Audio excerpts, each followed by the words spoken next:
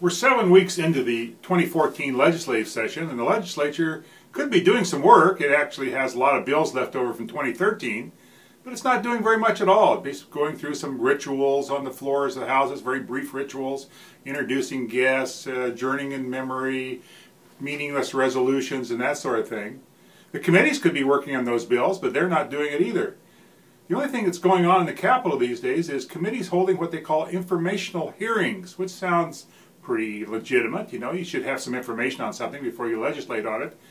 But many of these legislative hearings are kind of ripped from the headlines. They're really blatant efforts to garner publicity, get some media attention, or kind of kiss up to some well-heeled interest groups that you hope will support.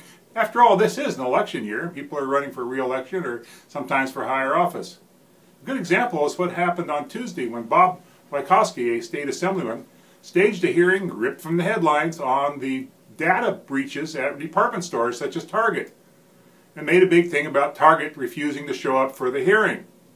But maybe this hearing had less to do with getting information for legislating than enhancing Mr. Wieckowski's bid for the state Senate this year. In fact, his only real opponent for that is a former assemblywoman, Mary Hayashi, who just happens to be trying to explain away the fact that she was arrested for shoplifting at one of those department stores that he's holding hearings on. A coincidence? Perhaps, but after all, it is an election year.